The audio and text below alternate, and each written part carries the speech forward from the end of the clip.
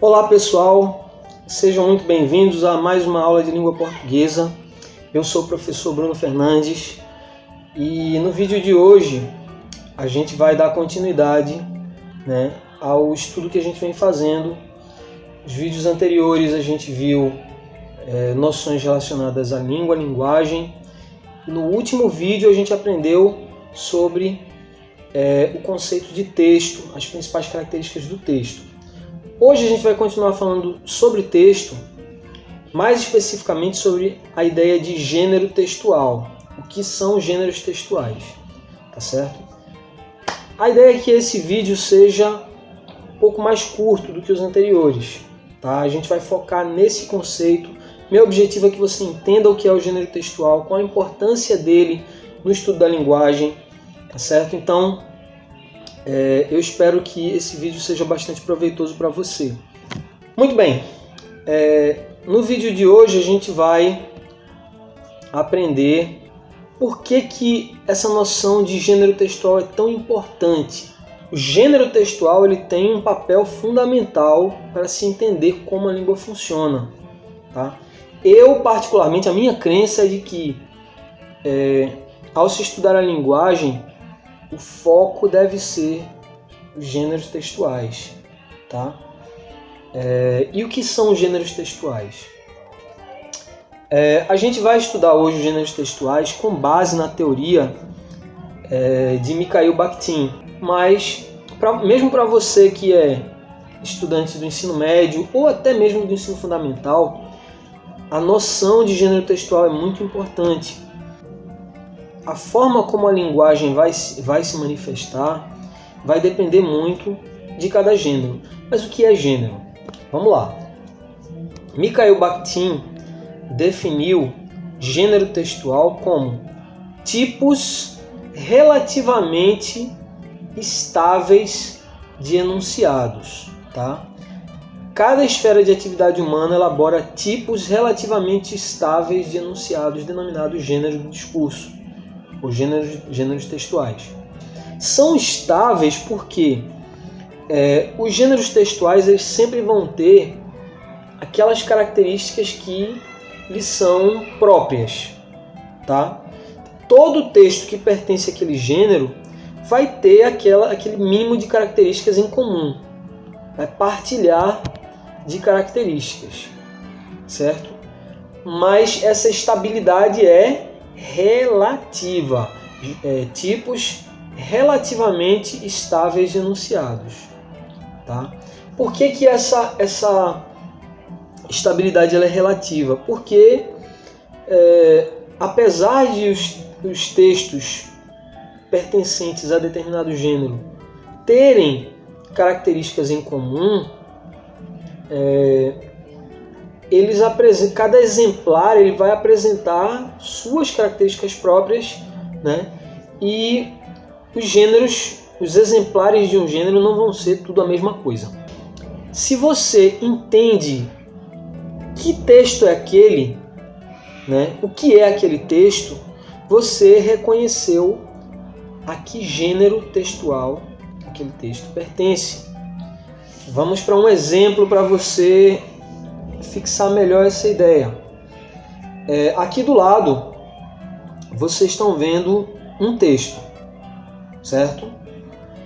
E aí eu vou perguntar para vocês, o que é isso? Que texto é esse? Que gênero de texto é esse? Então, provavelmente, você vai me responder, quase que de imediato. Professor, isso aí, obviamente, é uma notícia de jornal. Legal?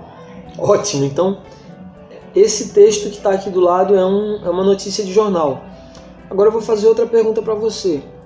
Como é que você sabe que esse texto é uma notícia de jornal? O que faz você, o que leva você a ter tanta certeza de que esse texto é uma notícia de jornal? Ah, professor, esse texto aí, ele tem um título, ele tem ali um bloco de texto verbal, que tem determinadas características gramaticais, né? Ele usa verbos geralmente em tempos do passado, né? Por se tratar de um texto geralmente narrativo, né? Tá contando algo que aconteceu, né? A notícia é algo que ocorreu, né? É a descrição de um fato, de um acontecimento, né? Geralmente você tem uma imagem ali que ilustra, né, aquela notícia, né? O título ele tem algumas características que são próprias dele, né, da notícia.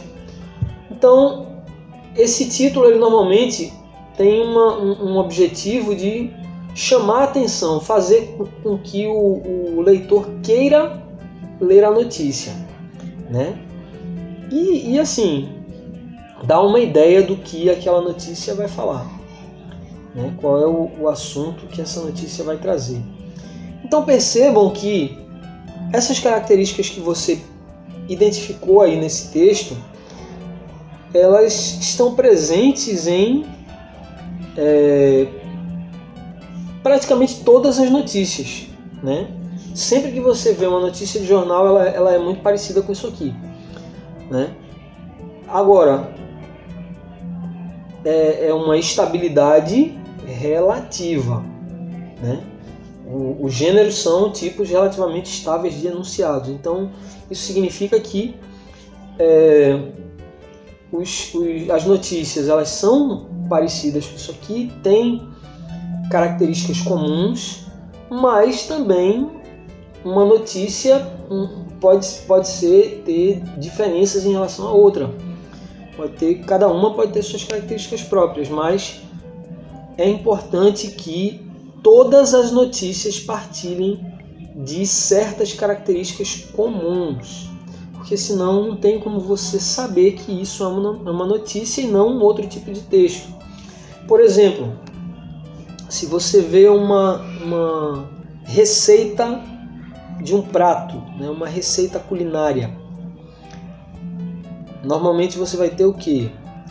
O nome do prato, né, digamos, bolo de banana. Aí você tem lá ingredientes. Aí você vai ter 1 quilo de farinha de trigo. Você vai ter açúcar, tanto de açúcar, tantos quilos de açúcar, tantos gramas de margarina ou manteiga, né? Tantos ovos, 3 ovos, 4 ovos, não sei. Aí você vai ter fermento, ou talvez a farinha já seja com fermento, não sei. Mas enfim, você vai ter ali uma lista de ingredientes com a quantidade de cada um, né? Logo em seguida você vai ter geralmente modo de preparo, né? Misture, né, os ovos com a margarina, o açúcar, depois ponha a farinha de trigo, bata a massa, depois coloque os pedaços da banana e não sei o que e tal, leve ao forno, deixe por tantos minutos, né? Enfim, aí vai ter uma série de instruções de como esse bolo vai ser confeccionado, vai ser produzido, vai ser feito, certo? Geralmente os verbos nessa parte do modo de preparo, eles vão estar no modo imperativo. É como se fosse um comando, uma ordem, né? Misture, mexa, bata, né? Quebre os ovos, adicione fermento, adicione açúcar, adicione blá blá blá, leve ao forno, né? Então vai ter sempre verbos no modo imperativo. Algumas receitas trazem também o rendimento, né? Quantas porções rende, dependendo do tipo de prato que você está preparando, né? Enfim, mas a receita é isso. Pode ser que algumas receitas tragam também uma ilustração do prato, né? Uma foto da comida, para você ter uma ideia mais ou menos de como vai ficar. Então essas características, elas estão geralmente na maioria das receitas, né? Então quando você olha para um texto e percebe a presença dessas características, você rapidamente identifica: isto é uma receita de bolo, né? Uma notícia, você olha para ela e não leva muito tempo para você perceber, é uma notícia, né? Uma bula de remédio, você olha para ela, vê ali as características da bula de remédio, vai ter, né, indicações, contraindicações, posologia, né, informações técnicas e tal. Então, quando você vê uma bula de remédio, você rapidamente identifica que se trata de uma bula. Entre outros tipos de texto, né? Muitos outros. Gente, os gêneros textuais, eles são infinitos, tá? Tem muitos tipos de gênero textual. E a cada momento nasce um novo gênero, né? Por quê? O surgimento de novos gêneros textuais, ele está relacionado, está associado com o avanço da tecnologia, tá? Antigamente não existia revistas ilustradas como a gente tem hoje, né? Vamos dizer lá no século 17, 18, né? ou antes, né? Quando não tinha imprensa, né? Antes do século 16, né? Quando a imprensa ainda não tinha sido inventada, né? Você não tinha revista, existia o jornal, mas o jornal era bem diferente do que é hoje, né? Que mais? Quais foram os outros gêneros que foram surgindo? Surgiu quando o telefone foi inventado, né? No final do século XIX, surgiu o gênero textual telefonema, que é um gênero da oralidade, certo? Os gêneros pode ser tanto gênero escrito como gênero oral, tá, gente? Esse gênero que eu estou utilizando aqui agora é o gênero vídeo-aula. Isso é uma vídeo-aula, né? Então, à medida que vão surgindo novas tecnologias, surgiu o rádio, né? O rádio foi inventado. Então surgiram os programas de rádio, surgiram, né, diversos gêneros do universo do rádio. Depois,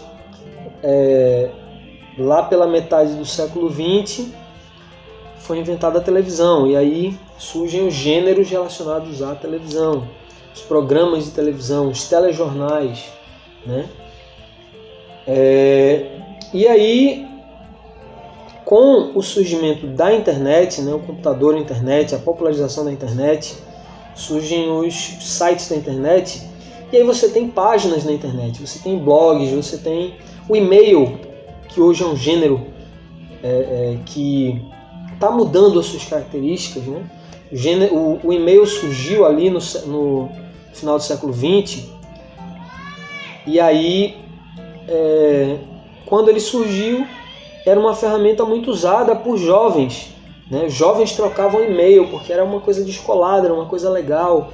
O jovem gostava de, né, mandar e-mail para os amigos e tal. Depois, com o surgimento das redes sociais, o e-mail, né, se tornou muito uma ferramenta profissional de comunicação, né? Hoje muitos jovens nem sabem mandar um e-mail, né? Muitos dos meus alunos, por exemplo, de 7º ano, 8º ano, né, não sabem mandar e-mail, né? Não sabem como funciona o e-mail.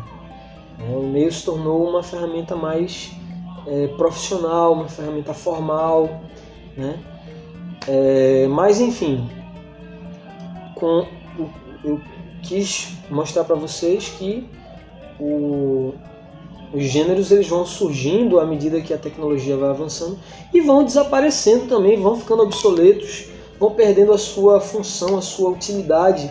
Como por exemplo, hoje em dia é muito difícil as pessoas usarem carta pessoal, menos ainda o telegrama. Usa-se muito pouco o telegrama, né? Deixa eu ver o que mais. O pager, né? Que era um aparelhinho que se utilizava no final do século XX, lá nos anos 90. O pager era um aparelhinho que era usado para mandar mensagem. Na época não tinha SMS, não tinha nada disso, né? Então, quem tinha o pager podia receber mensagens de texto, que eram mensagens rápidas. Não tinha como receber uma chamada pelo celular, pouca gente tinha celular também. O pager era uma alternativa talvez mais barata para o celular. O celular, acredito que ele surgiu lá na década de 80 e pouquíssima gente tinha celular. O celular era muito caro, né? As chamadas de celular eram muito caras, o celular não funcionava tão bem, era difícil você conseguir encontrar o sinal do celular, né? Só o pessoal mais bacana que tinha celular. Então uma alternativa talvez mais acessível era o pager. Então se eu tenho um pager, então digamos que eu dou para você o meu número, o número do meu pager, você quer mandar uma mensagem para mim, então você ligava, você telefonava o seu telefone da sua casa, né? Se ligava, ou de um orelhão mesmo, né? Um telefone público, ligava para uma central e diz: olha, eu quero mandar uma mensagem para esse número, né? A mensagem é essa, né? Você falava qualquer mensagem: olha, eu te encontro no shopping às 7h30 da noite, né? E aí a operadora lá na central, ela ia lá digitar a mensagem e mandava para o meu pager. Aí eu recebia um sinalzinho sonoro, né? Por isso que o nome também esses aparelhinhos eram conhecidos como beep, porque eles faziam barulhinho, né? E aí, quando eu olhava o beep lá, aparecia para mim a mensagem de fulano de tal, né? Encontro com você no shopping hoje às 7h30 da noite, certo? Era mais ou menos assim que funcionava. Isso praticamente você não encontra mais. Eu acho que não existe mais pagers, né? Eu tive um pager, né? Eu já tive um pager. Hoje em dia é pouquíssimo utilizado.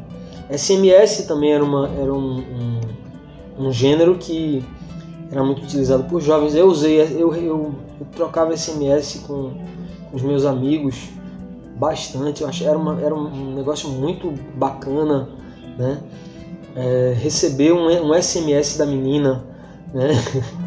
Era muito legal. Então, hoje em dia, SMS você só recebe da operadora de telefonia celular ou de empresa mesmo, né?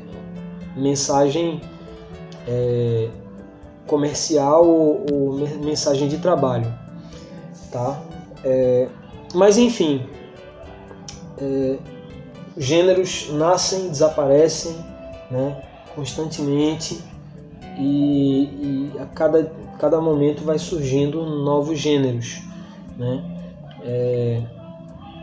Os gêneros da esfera digital, eles têm uma característica interessante porque eles possibilitam uma experiência multimodal, né, com vários tipos de linguagens, né? Um e-book, né, um livro eletrônico, por exemplo. Um e-book ele pode lhe proporcionar não só o texto escrito, a imagem, né, a fotografia, o desenho, mas também música, né, um áudio e vídeos, né, GIFs animados, né, diferentes cores, né? Movimento ali, enfim, hiperlinks, né? Que você tá lá lendo o texto, de repente aparece uma palavrinha que você toca naquela palavrinha, ela ali remete para um outro texto, né? E vai lhe remetendo para outro, e vai, enfim, os gêneros da esfera digital, eles permitiram uma experiência totalmente diferente com o texto, né? A leitura é um processo totalmente diferente hoje por conta dos gêneros da esfera digital, tá? Mas enfim, o que você tem que observar em relação aos gêneros textuais? Você tem que observar os tipos de linguagem que aparecem nesses gêneros, se é um gênero que permite múltiplas linguagens ou não, né? Por exemplo, um texto jurídico, ele só vai ter o preto no branco, né? Só vai ter ali as palavrinhas em a linguagem verbal escrita, né? Normalmente o texto jurídico ele não tem ilustrações, não tem imagens, não tem cores, não tem diagramas, não tem, né, gráficos, é só o texto escrito puro. Uma revista, uma matéria de uma revista, se você pegar, por exemplo, a revista Super Interessante, que é uma revista maravilhosa, né, a revista Mundo Estranho, né, e tantas outras boas revistas que a gente tem aí, elas têm diversos recursos visuais, né, sensacionais, que tornam a experiência da leitura agradabilíssima, né? Então você tem imagem, você tem cores, você tem infográficos. A Super Interessante ela dá um show assim de infográficos, de mapas visuais, né, mapas conceituais. Então você tem que observar os tipos de linguagem que aquele gênero textual aceita. Você tem que observar o nível de formalidade da linguagem, se ele requer uma linguagem, o gênero requer uma linguagem menos formal ou mais formal. Porque, gente, entendam que não existe só formal e informal, como se fosse, né? Ou é formal ou é informal. Não. Existem níveis, graus de formalidade, né? Menos formal, mais formal, né? Um texto informal pode ser muito informal, pode ser pouco informal, né? Não é só o formal ou informal. O suporte do gênero, tá? O que é o suporte? O suporte é onde aquele gênero tá apoiado, onde ele vem, tá? Porque, por exemplo, essa minha videoaula, ela tá aí no YouTube. O YouTube não é um gênero, o YouTube é um suporte, tá? Livro é um gênero? Não, livro não é gênero, livro é suporte. Num livro pode vir um ou mais ou diversos gêneros textuais. Revista é suporte também. Na revista vem matéria, na revista vem... A própria capa é um gênero textual, vem sumário, vem anúncios, vem editorial, vem entrevistas, vem diversos tipos de gênero, né? Então você tem que ver qual é o suporte, né? Porque esse suporte diz muita coisa sobre o gênero, quem é o público que esse gênero atinge normalmente, né? Então tem várias coisas que a gente precisa observar. E aí qual é o foco, né? No ensino médio a gente está focando bastante no gênero dissertativo argumentativo, a redação do Enem, né? Então é um gênero, a redação do Enem é um gênero. E quais são as características desse gênero? É um gênero que ele requer um pouco mais de formalidade, mas não um rebuscamento, tá? É um texto que tem características muito semelhantes ao texto jornalístico. Por quê? O texto dissertativo argumentativo ele pretende ser um texto voltado para um leitor universal. Então, você nunca vai direcionar para um leitor específico. Querido corretor das redações do Enem, né? Você não vai escrever dessa forma. Você vai escrever como se estivesse escrevendo para qualquer pessoa do mundo que tiver acesso ao seu texto. É como se o seu texto fosse ser publicado mesmo numa revista, num livro, num jornal, né? Então, ele requer essa leitor universal, ele requer também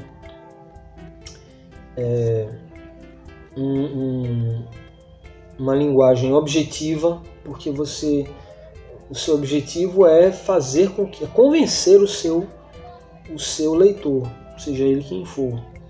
Então, assim, é preciso uma correção ortográfica e gramatical de acordo com o padrão normativo ali da língua, né?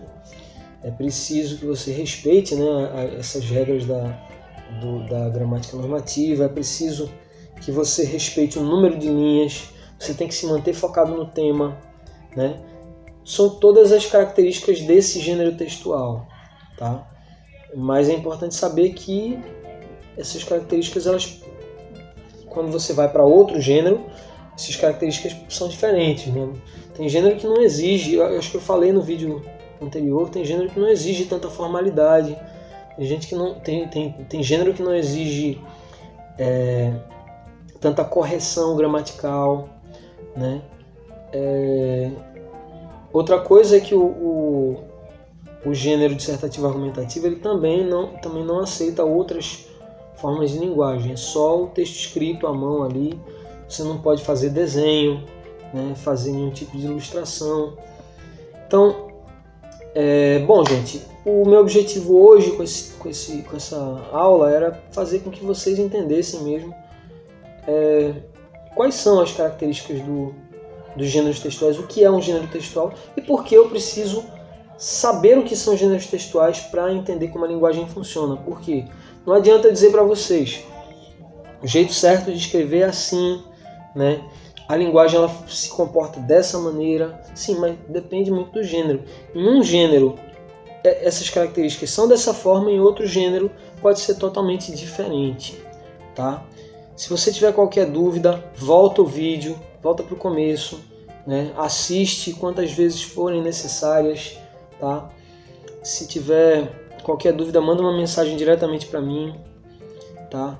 Então eu espero que esse vídeo tenha sido proveitoso para vocês, eu espero que vocês aproveitem bastante esse período de aulas remotas e um grande abraço para todo mundo que está me assistindo e a gente volta na próxima aula. Tchau, tchau.